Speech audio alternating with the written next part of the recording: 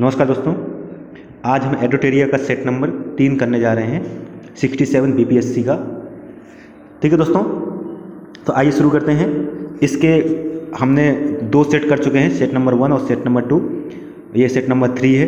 अगर आपको ये सेट पसंद आता है दोस्तों, अपने दोस्तों के साथ शेयर करें और हमारे चैनल को सब्सक्राइब भी करें। ठीक है दोस्तों, और साथ ही कमेंट करके बताएं कि आपको और कौन सा सेट चाहिए, हम उसको करेंगे। ठीक है दोस्तों, तो आइए शुरू करते हैं। फर्स्ट क्वेश्चन देखते हैं। ये है, भारत के किस राज्य में रेलवे नहीं है? तो मेघालय, तेलंगाना, सिक्किम, मणिपुर, इन सभी राज्यों में है। ठीक है, ऐसा भारत का कोई भी राज्य नहीं है जहाँ पर रेलवे नहीं बिछाई गई है। ठीक है, तो इसका कह सकते हैं कि ई ऑप्शन हो जाएगा, क्योंकि इन सभी राज्यों में ये कह सकते हैं भारत के सभी 28 राज्यों, ठीक है, और 8 केंद्र शासित प्रदेशों में, ठीक है, रेल लाइन बिछी हुई है। भारत में बात करें तो 66,687 किलोमीटर पूरा ट्रैक है हमारे भारत में, जिसमें प्रथम राज्य जो है वो यूपी आता है, यानी उत्तर प्रदेश। दूसरे नंबर पे सबसे ज़्यादा जो ट्रैक है वो है राजस्थान, और तीसरे नंबर पे है महाराष्ट्र। ठीक है दोस्तों, नेक्स्ट देखते हैं। रात्रि में चमकने वाले पिंडों को किस नाम से जाना जाता है? यानी जो पिंड रात में चमकते हैं उन्हें क्या कहते हैं? तो ऐसे पिंडों को खगोलीय पिंड कहा जाता है। ऑप्शन नंबर ए सही है इसका। ठीक है, क्या कहते हैं इसको? खगोलीय पिंड कहते हैं। ठीक है, जिसमें सूर्य जैसे है, सूर्य रात में चमकता है, चांद भी रात में चमकता है, इन सबको जो भी पिंड रात में चमकते हैं उन्हें हम क्या कहते हैं? ठीक है, वहीं बात करते हैं वही का पिंड की, वो होते हैं जो पृथ्वी से, यानी कि पृथ्वी से जब वहाँ से आते हैं तो पृथ्वी पर अंतरिक्ष से पहुँच जाते हैं, यानी कि वे पिंड जो अंतरिक्ष से पृथ्वी पहुँच जाते हैं उन्हें हम क्या कहते हैं? उल्का पिंड कहते हैं। ठीक है, बरमूडा त्रिभुज जो है वो कहाँ पर अवस्थित है? तो ये जो बरमूडा त्रिभुज है ये है उत्तरी अटलांटिक महासागर, यानी ऑप्शन ए सही है। उत्तरी अटलांटिक महासागर में बरमूडा त्रिभुज अवस्थित है। ठीक है, वही बात करते हैं। ठीक है, ये जो अगर द्वीप की बात करें तो ये है फ्लोरिडा, ठीक है, और प्यूटोरिको। ठीक है, प्यूटोरिको या प्यूटोरिको जो है उसके इन 2 द्वीपों के बीच में यह स्थित है। ठीक है, नेक्स्ट बात करते हैं। विश्व की सबसे ऊंची चोटी किस प्रकार के पर्वतों में पाई जाती है? यानी किस प्रकार के पर्वतों में सबसे विश्व की ऊंची चोटियां पाई जाती हैं? तो वह है मोरदार पर्वत। ठीक है, मोरदार नवीन पर्वत। जो मोरदार पर्वत हैं ये सबसे नवीन पर्वत हैं, इन्हीं में सबसे ऊंची चोटियां पाई जाती हैं। जैसे बात करें हिमालय में सबसे ऊंची चोटी पाई जाती है वह है एवरेस्ट, जिसकी ऊंचाई 8,848 यानी 8848 मीटर है। ठीक है, वहीं बात करें दक्षिण अमेरिका में एंडीज पर्वत में सबसे ऊंची चोट पाई जाती है। ठीक है, वहीं रॉकीज ये पाइन, इन सब में सबसे ऊंची चोटियां पाई जाती हैं। ठीक है, किस वैज्ञानिक ने अपरदन चक्र को परिवर्तित किया है? किस वैज्ञानिक ने अपरदन चक्र को परिवर्तित किया है? तो अपरदन चक्र को परिवर्तित जिन्होंने किया है वो है पेंक नामक वैज्ञानिक ने। Option number A is correct. Penck नामक वैज्ञानिक ने अपरदन चक्र को परिवर्तित किया है। ठीक है, इन्होंने मतलब इनके साथ मुख्य रूप से अपरदन के कारण जो प्रवाहित नदियां, हिमानी वायु आदि के कारण अपरदन होता है। नदी के अपरदन को प्रभावित करने में पानी का वेग, पानी का आयतन और नदी की बनावट आदि प्रभावित करते हैं। ठीक है, वही बात करें नदी अपरदन के कारण जो संरचना बनती हैं उनमें गार्ज बनते हैं। ठीक, गार्ज बनते हैं, कैनियन बनते हैं, ठीक है, शंकु बनते हैं, ये सारे, वहीं डेल्टा बनते हैं, ये सारे नदी अपरदन के उदाहरण हैं। ठीक है, नेक्स्ट है, गंगा के मैदान की पुरानी कछारी मिट्टी को क्या कहा जाता है? तो ये सिर्फ बांगर कहते हैं। जो गंगा के पुरानी कछारी मिट्टी है उसे क्या कहते हैं? बांगर कहते हैं। वहीं जो नवीन मिट्टी है उसे खादर कहा जाता है। जो नई मिट्टी होती है, अभी जो नई जम रही है, उसे हम क्या कहते हैं? खादर कहते हैं। ठीक है, नेक्स्ट करते हैं। भारत का सबसे बड़ा हिमनद कौन सा है? तो भारत का जो सबसे बड़ा हिमनद है वो है गंगोत्री हिमनद। ठीक है, ये सबसे बड़ा हिमनद है। ठीक है, जो 30 किलोमीटर एवं 2 से 4 किलोमीटर चौड़ाई पर है। ठीक है, इसी हिमनद से गंगा की उत्पत्ति होती है। गंगोत्री हिमनद से ही गंगा की उत्पत्ति होती है। ठीक है, नेक्स्ट देखते हैं क्वेश्चन नंबर 8वां, रबड़ उत्पादन में अग्रणी राज्य कौन सा है? इन सबसे अधिक जो रबड़ का उत्पादन होता है वो कहाँ होता है? तो ये होता है केरला में सबसे अधिक उत्पादन होता है। रबड़ उन क्षेत्रों में उत्पादित होता है जहाँ की जो उष्ण कटिबंधीय क्षेत्र जो होते हैं, उष्ण कटिबंध क्षेत्र जो होते हैं, वहाँ पर रबड़ का उत्पादन होता है। ठीक है, वहीं बात करें तो केरल में 90% तक रबड़ का उत्पादन किया जाता है। ठीक है, तो ये हो जाएगा इसका आंसर। नेक्स्ट है, दुनिया का 100% जैविक राज्य कौन सा है?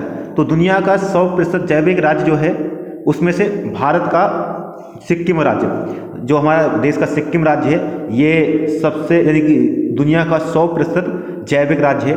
ठीक है, इसको 2016 में घोषित किया गया था। कब घोषित किया गया था?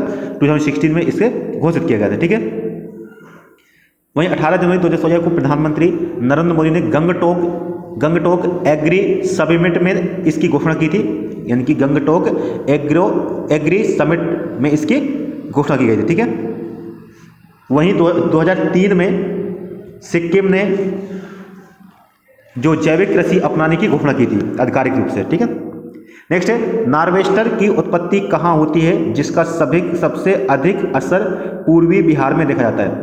तो नॉर्वेस्टर जो है पूर्वी बिहार में जिसका पर असर देखते हैं वो होता है बंगाल की खाड़ी में। ठीक है, इसका उद्भव कहाँ होता है? बंगाल की खाड़ी में होता है। नार्वेस्टर को ही चक्रवातीय तूफान कहा जाता है। ठीक है, जो मई से जून के महीने में होता है, मई से जून के मंथ में आते हैं। इसका सबसे अधिक जो प्रभाव पड़ता है वह पूर्वी बिहार में पड़ता है। ठीक है, यहाँ सबसे अधिक वर्षा होती है। नेक्स्ट है, थर्ड के वर्गीकरण के अनुसार बिहार का अधिकांश भाग किस क्षेत्र में आता है? तो ये आता है CAW, यानी कि ऑप्शन नंबर ए, CAW प्रकार की जलवायु पाई जाती है। कहाँ पर? बिहार में। ठीक है, नेक्स्ट है, बिहार का मानसून अधिक प्रभावित होता है। तो बिहार का मानसून जो है, अभी जो बात की थी वही, बंगाल के मानसून से सबसे अधिक प्रभावित होता है, यानी यहीं का मानसून सर्वप्रथम यहाँ पे सबसे अधिक प्रभावित करता है। ठीक है, नेक्स्ट है, पूर्वी समर्पित माल भाड़ा जो कॉरिडोर है का परिचालन नियंत्रण केंद्र कहाँ पर है? तो ये है प्रयागराज में, यानी जो पूर्वी फ्रेट कॉरिडोर है इसका जो नियंत्रण केंद्र है वो कहाँ पर है? वो है प्रयागराज में। ठीक है, नेक्स्ट करते हैं, संकोच नदी कहाँ प्रवाहित होती है? तो संकोच नदी जो है वो पश्चिम बंगाल एवं असम में प्रवाहित होती है। कहाँ पे? पश्चिम बंगाल एवं असम में, यानी ऑप्शन नंबर सी इसका सही हो जाएगा। ठीक है, ये दोनों ठीक है। नेक्स्ट है क्वेश्चन नंबर 15, देखिए, निम्न में से किस वन्य क्षेत्र एवं वहां पाए जाने वाले वृक्ष का मिलान सही नहीं है? मैचिंग बताना है इसमें कौन सा सही नहीं है। हिमालय का तराई क्षेत्र, इसमें दिया है सिनकोना। ठीक है, तो इसका ये सही है, सिनकोना सही है। ठीक है, वहीं बात करते हैं मध्य भारत में देवदार। आप अच्छे जानते हो कि देवदार का वृक्ष मध्य भारत में नहीं पाया जाएगा। ठीक है, मध्य भारत में देवदार कैसे पाया जा सकता है? ये तो पर्वतीय क्षेत्र में पाया जाएगा। ठीक है, कहाँ पाया जाता है? वेस्टर्न घाट में। ठीक है, वेस्टर्न घाट या हिमालय के पश्चिमी क्षेत्र में। ठीक है, हिमालय के पश्चिमी क्षेत्र में। वहीं तीसरा है सुंदरवन। ये सुंदरवन में सुंदरी वृक्ष, ये सही है, सी सही है हमारा, यानी कि इसी वृक्ष के नाम पर ही उसका सुंदरवन नाम पड़ा है, सुंदरी वृक्ष के कारण। और ऑप्शन डी है साई वृक्ष जो है वो दिया है उच्च हिमालय में। तो नहीं, ये भी रॉन्ग है, साई का वृक्ष उच्च में नहीं पाया जाता है। ठीक है, ये मध्य भारत में पाया जाता है, यानी ये भी ऑप्शन नंबर डी भी रॉन्ग है और ऑप्शन नंबर बी भी रॉन्ग है। तो बचा कौन सा? तो दो ऑप्शन रॉन्ग है, तो यही पूछा था कौन सा सही नहीं है, तो ऑप्शन ई हो जाएगा इसका। नेक्स्ट है, विश्व एवं भारत के संबंध में हरित क्रांति के पिता क्रमशः हैं। तो हरित क्रांति के पिता की बात करते हैं तो भारत, यानी भाई विश्व को पूछा है तो विश्व में तो हो जाएंगे अर्नेस्ट बोरलॉग और भारत के हो जाएंगे स्वामीनाथन। ठीक है, तो ये हो जाएंगे। ठीक है, 2006 में 2006 में ठीक है, भारत सरकार ने बोरलॉग को जो है इन्हें भारत रत्न पद्म विभूषण से सम्मानित किया था। किससे? पद्म विभूषण से सम्मानित किया था। ठीक है, नेक्स्ट है वही मैच करना है। ठीक है, कह रहे कौन सा सही मैच है? तो खुदीराम बोस स्टेडियम, ठीक है, ये मुजफ्फरपुर दिया है, ये सही है। वहीं राजेंद्र प्रसाद स्टेडियम जो है पटना दिया है। ठीक है, तो ये राजेंद्र प्रसाद जो स्टेडियम है ये पटना में नहीं है, कहाँ, छपरा में है। ठीक है, तो ये तो रॉन्ग है। वहीं मितयेश स्टेडियम पटना, ये सही है। तीसरा इंदिरा गांधी स्टेडियम, ये आरा दिया हुआ है। ठीक है, जबकि इंदिरा गांधी जो स्टेडियम है ये पूर्णिया में है। कहाँ पे है? पूर्णिया में। तो ऑप्शन 2 रॉन्ग है, 2 सही है, तो ऑप्शन इसका ई सही हो जाएगा। नेक्स्ट है, विधान परिषद के कितने सदस्यों का अप्रत्यक्ष रूप से निर्वाचन होता है? तो विधान परिषद जो होती है उसके 5/6 सदस्यों का, 5/6 सदस्य, ऑप्शन नंबर सी का निर्वाचन होता है, वो अप्रत्यक्ष रूप से होता है। ठीक है, इसमें से जो 1/3 सदस्य भाग, ठीक है, अगर बात करें विधान परिषद के संख्या का 1/3 भाग सदस्य स्थानीय निकाय से होते हैं, यानी 1/3 कहाँ से होंगे? स्थानीय निकाय से। वहीं बात करते हैं 1/12 जो होंगे, 1/12 भाग सदस्य स्नातक निर्वाचक होंगे, जो स्नातक कर चुके हैं उनके द्वारा निर्वाचित होते हैं। वहीं बात करते हैं 1/12 भाग जो होते हैं वो शिक्षक द्वारा, जो इस समय टीचिंग प्राइमरी और अपर प्राइमरी जो टीचर होते हैं उनके द्वारा निर्वाचित होते हैं। वहीं 1/3 भाग सदस्य होते हैं वो विधानसभा से निर्वाचित होते हैं। ठीक है, तो 5/6 भाग हो जाएगा। और वहीं 1/6 भाग राज्यपाल द्वारा नियुक्त किया जाता है, 1/6 पार्ट। ठीक है, मनोनयन दिया जाता है। नेक्स्ट देखते हैं, सूची ए को सूची डी से मैच कीजिए। धन विधेयक का संबंध कौन सा है? तो धन विधेयक आप जानते हैं अनुच्छेद 110। ठीक है, तो धन विधेयक का संबंध किससे? अनुच्छेद 110 से है। वहीं बात करें वार्षिक वित्तीय विवरण, ये अनुच्छेद 112, तो विगत 2 हो जाएगा। वहीं विनियोग विधेयक, तो इसका जो विनियोग विधेयक है इसका संबंध अनुच्छेद 114 से, ये भी सही मैच है। दोनों सदनों की संयुक्त बैठक अनुच्छेद 108, हमने पीछे भी किया था दूसरे फर्स्ट सेट में, वहाँ पे सीधा क्वेश्चन पूछा था कि दोनों सदनों की संयुक्त बैठक का जो प्रावधान है वो किस अनुच्छेद में है? तो अनुच्छेद 108। तो यानी तीनों के तीनों सही मैच हैं। तो इसका 1, 2 and 3, 4, तो 1, 2, 3, 4 option number B is correct है। ठीक है, नेक्स्ट देखते हैं, दिया है भारतीय संविधान के किस अनुच्छेद में प्रावधान है कि राज्य के मुख्यमंत्री की नियुक्ति राज्यपाल करेगा? तो ये किस में? अनुच्छेद 164, अनुच्छेद 164 164 में इसका प्रावधान किया गया। ठीक है, नेक्स्ट है, स्वर्ण सिंह समिति का संबंध किससे है? तो आप जानते हैं कि 42वें अमेंडमेंट में 1976 का 42th अमेंडमेंट जो था, यहाँ पे हमने मौलिक कर्तव्य जोड़े थे। क्या जोड़े थे? कर्तव्य। ठीक है, ये कितने थे? 10 कर्तव्य जोड़े थे। ये स्वर्ण सिंह समिति के आधार पर, सिफारिश पर ही जोड़े गए थे, जो भाग 4A में है। तो इसका कौन सा हो जाएगा? कर्तव्यों से, यानी ऑप्शन सी उसका सही आंसर हो जाएगा। नेक्स्ट है, निम्न में से किस संस्थाओं को विघटित नहीं किया जा सकता? तो आप जानते हैं कि जो राज्यसभा होती है, राज्यसभा का विघटन नहीं होता है। ठीक है, क्योंकि ये कॉन्टिन्यूअस सदन है। वहीं जो विधान परिषद होती है इनका भी विघटन नहीं होता है। ठीक है, तो ऑप्शन ए और डी जो है इनका विघटन नहीं होता है। जबकि नगर पालिका और ग्राम पंचायत इनका हर 5 वर्ष में विघटन होता है और नए सिरे से चुनाव होते हैं। ठीक है, जबकि हर 2 वर्ष में 1/3 सदस्य विधानसभा और विधान परिषद क्या होते हैं, इनका ये वो होते रहते हैं। ठीक है, रिटायर होते हैं। विधानसभा अध्यक्ष अपना त्यागपत्र किसे देते हैं? तो ये देते हैं विधानसभा उपाध्यक्ष को। विधानसभा अध्यक्ष अपना त्यागपत्र विधानसभा उपाध्यक्ष को देते हैं। इसका प्रावधान अनुच्छेद 179 खा में किया गया है। ठीक है, 179 खा में इसका प्रावधान किया गया है। ठीक है, वहीं अगर बात करें अनुच्छेद 93 में, तो 93 में लोकसभा अध्यक्ष की बात की गई है, वो अपना त्यागपत्र उपाध्यक्ष को देते हैं। नेक्स्ट है, बिना विधानसभा के सदस्य निर्वाचित हुए कोई मंत्री अधिकतम कितने समय तक पद पर बना रह सकता है? तो ये 6 माह तक कोई भी व्यक्ति बिना सदस्य बने विधानसभा का या विधान परिषद का 6 माह तक वह प्रधानमंत्री या मुख्यमंत्री रह सकता है या मंत्री रह सकता है। ठीक है, यही प्रावधान लोकसभा का ये भी है। ठीक है, नेक्स्ट है, राज्य मंत्रिपरिषद सामूहिक रूप से किसके प्रति उत्तरदायी होती है? तो ये होती है राज्य मंत्रिपरिषद सामूहिक रूप से विधानसभा के प्रति उत्तरदायी होती है। ठीक है, यह है अनुच्छेद 162(2) के अनुसार प्रावधान किया गया है। ठीक है, कि जो राज्य मंत्रिपरिषद होगी वह विधानसभा के प्रति उत्तरदायी होगी। वहीं बात करें कि विधानसभा में अधिकतम 500 सदस्य होते हैं और न्यूनतम इसमें 60 सदस्य हो सकते हैं। ठीक है, न्यूनतम 60, अधिकतम 500 सदस्य होते हैं। इनमें से कौन भारतीय राज्य की प्रथम महिला मुख्यमंत्री बनी थी? तो ये है सुचेता कृपयानी, जो है ये प्रथम मुख्यमंत्री थी भारत में किसी राज्य की। उत्तर प्रदेश की ये प्रथम मुख्यमंत्री थी। वहीं सरोजनी नायडू बात करें तो ये प्रथम गवर्नर थी, ये उत्तर प्रदेश की, यानी प्रथम भारत की प्रथम महिला गवर्नर कौन थी? सरोजनी नायडू। संयुक्त प्रांत उस समय कहा जाता 1947 से 1949 तक। ठीक है, नेक्स्ट है पुंछी आयोग की रिपोर्ट किससे संबंधित है? तो पुंछी आयोग जो है इसका संबंध केंद्र राज्य संबंध से, किससे है? केंद्र राज्य संबंध से है। ठीक है, ऑप्शन नंबर ए सही है इसका। ये इस रिपोर्ट का जो गठन किया गया था वो 2010 में किया गया था, 2010 में इस की रिपोर्ट का संबंध है। वहीं एक बात करें राजमन्नार समिति जो है इसका संबंध भी इसी से है, केंद्र राज्य संबंध से। वहीं भगवान सहाय एक समिति थी, भगवान सहाय जो 1970 में आई थी और ये 1971 में आई थी, भगवान सहाय समिति 1971।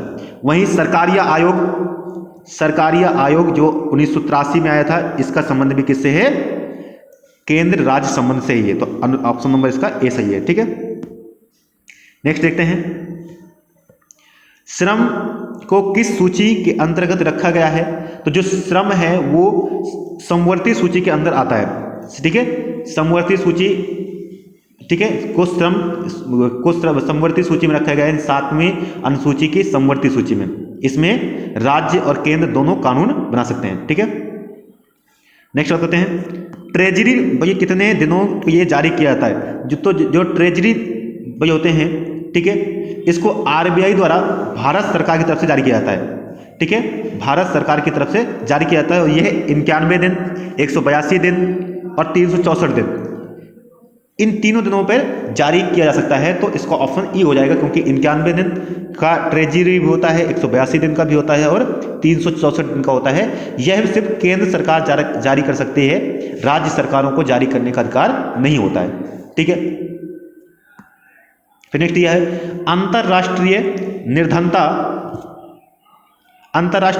निर्धनता रेखा प्रतिदिन कितना डॉलर कम से कम जीवन यापन करने हेतु कमाना चाहिए, कितना जरूरी है? यह है 1.9 डॉलर प्रतिदिन, इतनी आमदनी होना चाहिए। वहीं भारत में बात करें तो भारत के हिसाब से 145 रुपीज़ से 150 रुपीज़ के आसपास है।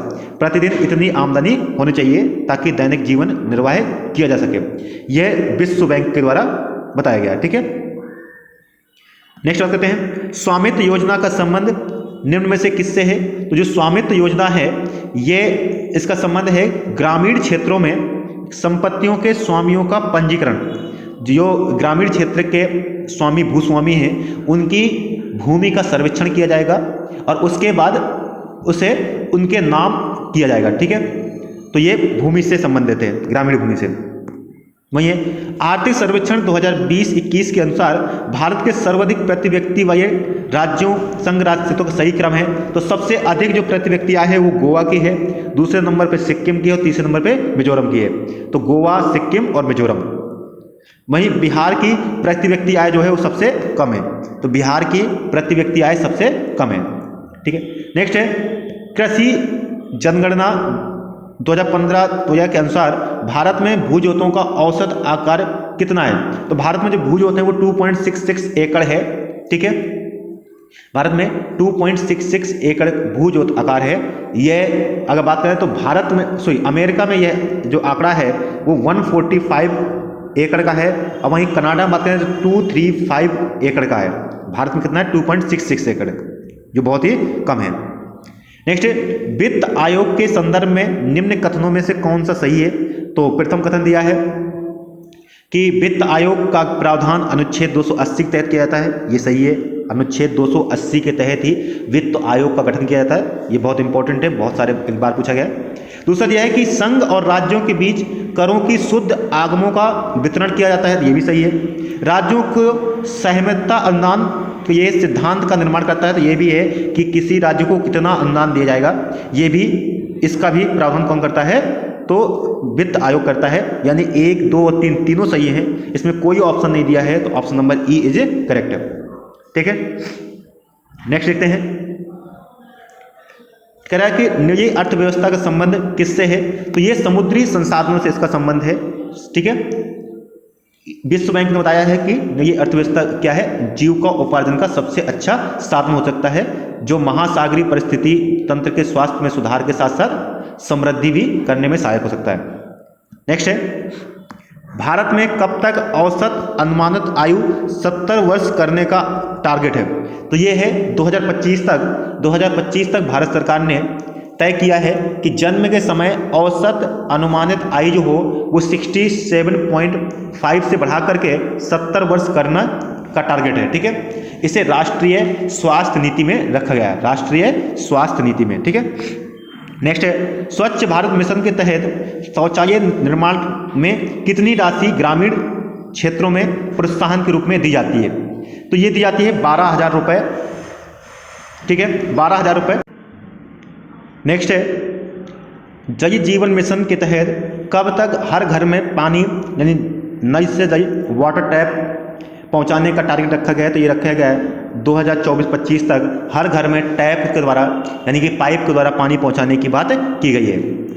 नेक्स्ट है, 2019-20 में बिहार का जो राजकोषीय सकल राज्य घरेलू उत्पाद, ठीक है, जो राज्य घरेलू जीडीपी है वर्तमान में कितना है, तो ये है 6,11,804 करोड़, 6,11,804 करोड़। ठीक है, तो option number C is correct है।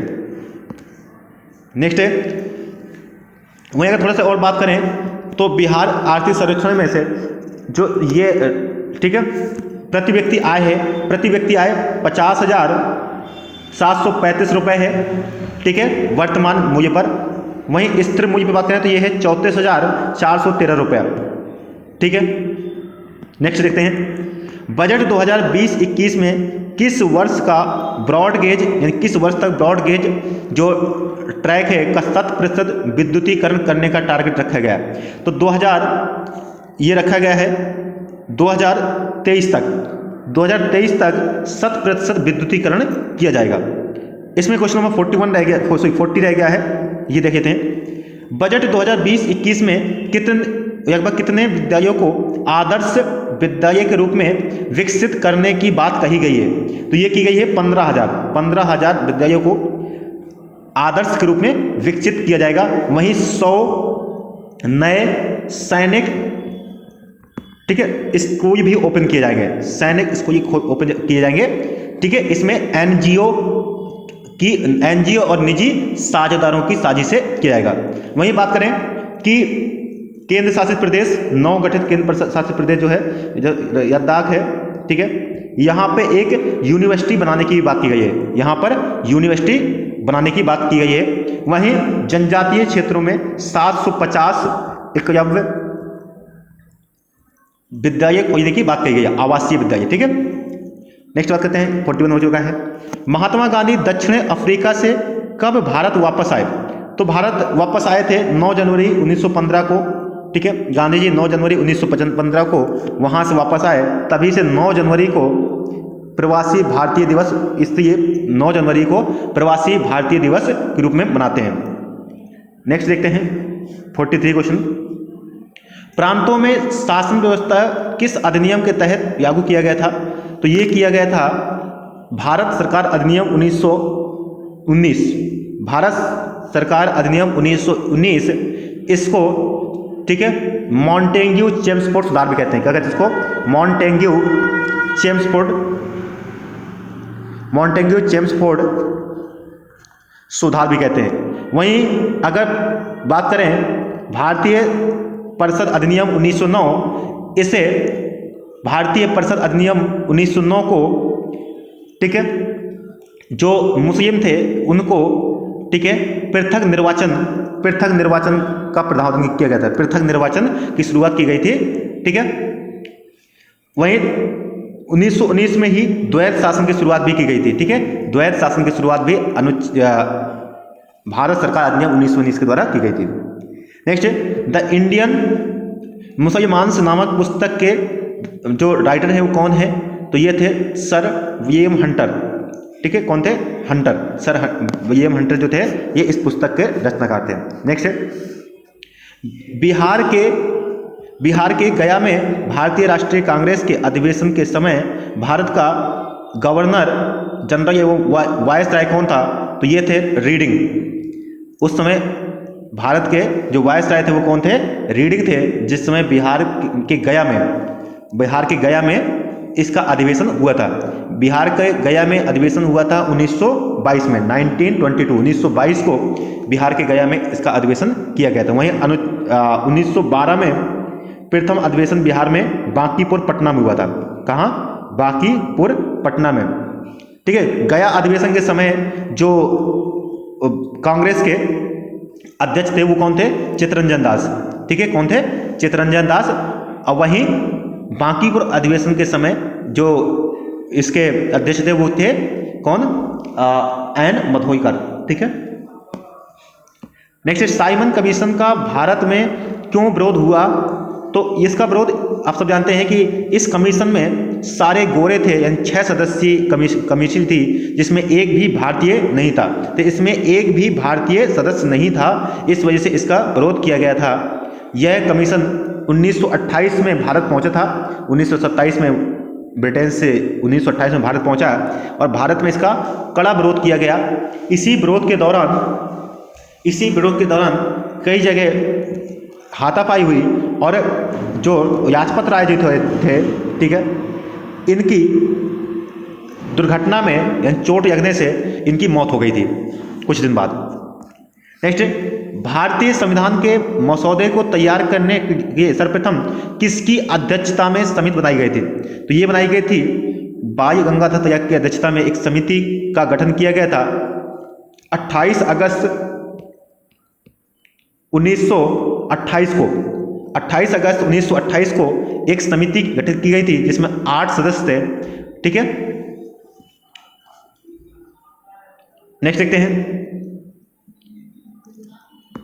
निम्न घटनाओं को सही क्रम में सजाइए, यानी इन घटनाओं को एक क्रम में हमें सजाना है। ठीक है, तो देखिए दिया है, सविनय अवज्ञा आंदोलन जो जानते हैं हम ये कब हुआ था, तो ये हुआ था 1930 में। गांधी इरविन समझौता ये 1931 में होता है। ठीक है, वहीं प्रथम गोलमेज सम्मेलन जो होता है ये 1930 से 1931 के बीच में होता है।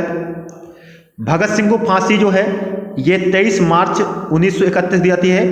तो थोड़ा सा इसमें देख लेते हैं, जो गांधी इरविन समझौता है ये हुआ था 5 मार्च को हुआ था, गांधी इरविन समझौता 5 मार्च को, और 23 मार्च को भगत सिंह जी को फांसी दी जाती है। वहीं पूना पैक्ट जो हुआ था 1932 में हुआ था, और जो बटालियर आयोग है ये 1927 में। तो इसमें सर्वप्रथम क्या आ जाएगा, हमारा बटालियर आयोग सबसे आएगा क्योंकि 1927 में हुआ था। तो 5वां फर्स्ट आना चाहिए, तो 5वां नंबर यानी ये ऑप्शन हमारा हो जाएगा 5, 1, 3, 2, 4, 6। एक ही ऑप्शन हमारा सही होगा। ठीक है, नेक्स्ट देखते हैं, अष्टप्रधान के बारे में निम्न में से क्या सही नहीं है? कौन सा कथन सही नहीं है? तो यह 8 मंत्रियों की परिषद थी, ये सही है। मंत्रियों को कोई भी विशेष अधिकार नहीं था, ये भी सही है। मंत्रियों से परामर्श के ये शिवाजी बाध्य नहीं थे, ये भी सही है। मंत्री के पद अनुवांशिक थे, ये रॉन्ग है। मंत्री के पद अष्टप्रधान में अनुवांशिक नहीं थे, परंतु बाद में ये पद अनुवांशिक हो गया था। ठीक है, तो ऑप्शन नंबर 4 इसका रॉन्ग है, बाकी सारे सही हैं, तो इसका आंसर डी हो जाएगा।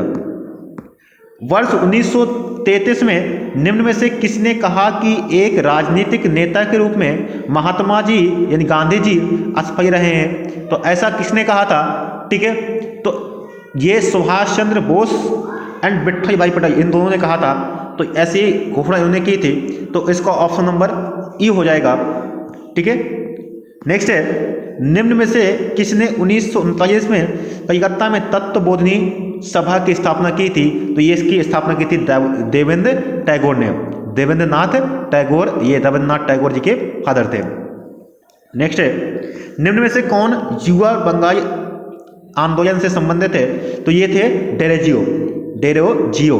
ठीक है, इनका संबंध इससे है। ठीक है, नेक्स्ट है, निम्न में से किसने योग हितवादी नाम के किन्हें नाम से जाना जाता है? तो इसको जाना जाता है, इन्हें गोपाई हरि देशमुख। ठीक है, गोपाई हरि देशमुख जी को इस नाम से जाना जाता है। ठीक है, नेक्स्ट है, निम्न में से किसने पुणे में मुक्ति मिशन की स्थापना की थी? तो मुक्ति मिशन की स्थापना पुणे में पंडित रमाबाई जी ने इसकी स्थापना की थी। ठीक है, उन्होंने विधवाओं को एक शरण दिया था जहां पे विधवाएं आकर के रह सकती थी, जिनको उनके परिवार ने छोड़ दिया था। ठीक है, वहीं इन्होंने शारदा सदन भी शुरू किया था। शारदा सदन की स्थापना भी इन्होंने ही की थी। ठीक है, तो शारदा सदन की भी स्थापना इन्होंने की थी। नेक्स्ट है, सिंह सभा आंदोलन के संबंध में निम्न में से कौन सा से कथन सही है? तो इसका देखें तो इसका उद्देश्य सिखों की ये आधुनिक पश्चिमी शिक्षा देना था, तो ये सही है। इसका गठन हिंदू पुनरुत्थानवादियों द्वारा सिखों में धर्मांतरण गतिविधियों का मुकाबला करने के लिए किया गया था, ये भी सही है। अकाली दल जो था इसी का एक शाखा थी, ये भी सही है। इसकी स्थापना 1873 में अमृतसर में हुई थी, ये भी सही है। इन सारे ऑप्शन सही है, तो ऑप्शन इसका ई हो जाएगा। नेक्स्ट देखते हैं, निम्न में से कौन सा जोड़ा सही है? सती प्रथा पर प्रतिबंध लगाने वाला बंगाली अधिनियम 1830, तो दूसरा दिया है शारदा अधिनियम 1939, हिंदू विवाह अधिनियम 1985, हिंदू उत्तराधिकार अधिनियम 1956। तो इसमें सिर्फ हिंदू उत्तराधिकार अधिनियम 1956 ये सही है, बाकी इसमें कोई भी सही नहीं है। ठीक है, नेक्स्ट देखते हैं, निम्न में से किस आदिवासी विद्रोह को बंकिम चंद्र चटर्जी ने अपने उपन्यास आनंद मठ के माध्यम से प्रसिद्ध किया था? तो इसे किया था सन्यासी विद्रोह को। सन्यासी विद्रोह को इन्होंने अपनी पुस्तक आनंद मठ में जगह दी थी। ठीक है, इसी आनंद मठ से ही वंदे मातरम गीत भी इसी आनंद मठ का ही है। ठीक है, नेक्स्ट बुंदेलखंड के बुंदेला विद्रोहों का नेतृत्वकर्ता कौन था? तो ये था मधुकर शाह और जवाहर सिंह। मधुकर शाह और जवाहर सिंह इन्होंने इसका नेतृत्व किया था। ठीक है, नेक्स्ट देखते हैं, कागजपंथी विद्रोह कहाँ हुआ था?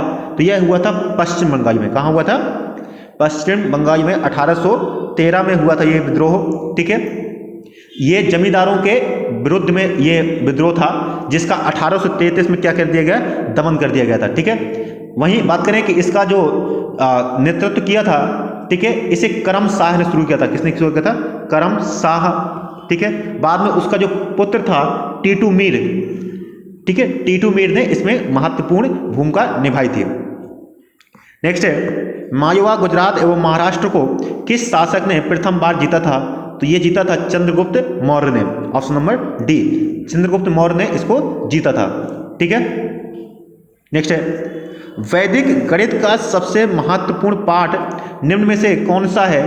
तो वैदिक गणित का जो गणित के बारे में है वो है सूर्य सूत्र, जो है ये वैदिक गणित है।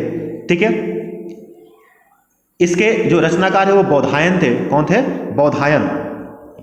ठीक है, इसमें ज्यामिति के बारे में दिया गया है। ठीक है, वहीं इसमें इसका रचना जो है वो 8000 ईसापुर से 200 ईसापुर के आसपास हुई थी।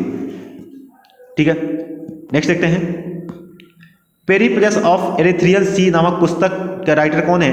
तो ये किसी अज्ञात नाविक की रचना है। इसके नाविक के बारे में अभी कोई जानकारी नहीं है, तो ये एक अज्ञात नाविक की रचना है। ठीक है, नेक्स्ट देखते हैं, किस पुस्तक के रचयिता कालिदास हैं?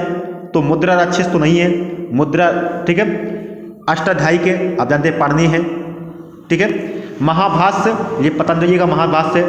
ऋतु संहार ये इनकी पुस्तक है। ऋतु संहार, रघुवंशम, मेघदूत, ठीक है, कुमार संभवम, ये सारी अभिज्ञान शकुंतलम, ये सारी रचना किसकी हैं? कालिदास के हैं। ठीक है, नेक्स्ट देखते हैं, खाद्यान्नों की कृषि सर्वप्रथम कब प्रारंभ हुई थी? तो खाद्यान्नों की कृषि जो होती है वो नवपाषाण युग में प्रारंभ होती है। खाद्यान्नों की कृषि नवपाषाण युग में, जिसमें सर्वप्रथम जौ की खेती की गई थी। जौ, फिर गेहूं की खेती की गई थी। नेक्स्ट है, नचिकेता आख्यान का किस मतलब इसका वर्णन किस में है, तो ये है कठोपनिषद में।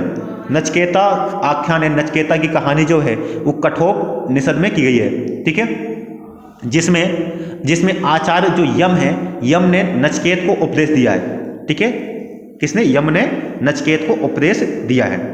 नेक्स्ट है मूर्ति पूजा का आरंभ कब से माना जाता है, तो ये माना जाता है कि भारत में मूर्ति पूजा की जो शुरुआत है वो आर्यों के पूर्व ही हो चुकी थी। तो पूर्व आर्य का ऐसा माना जाता है क्योंकि मूर्ति पूजा के साथ जो है वो हड़प्पा सभ्यता से भी पाए गए हैं, ठीक है, तो हड़प्पा सभ्यता में मातृ देवी की मूर्ति प्राप्त हुई है, तो ऐसा माना जाता है कि यानी आर्यों के पूर्व ही मूर्ति पूजा शुरू हो चुकी थी।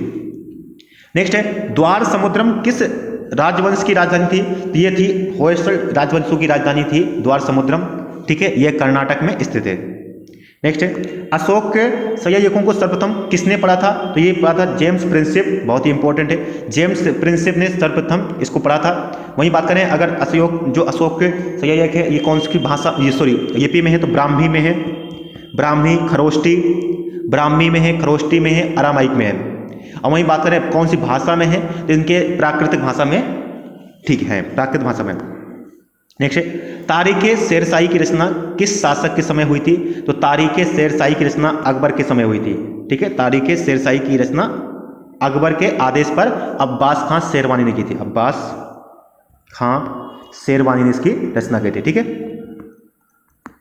नेक्स्ट है शुद्ध अरबी सिक्के किस शासक ने शुरू किए थे, तो ये है इल्तुतमिश ने शुद्ध अरबी में सिक्के जारी किए थे, ठीक है।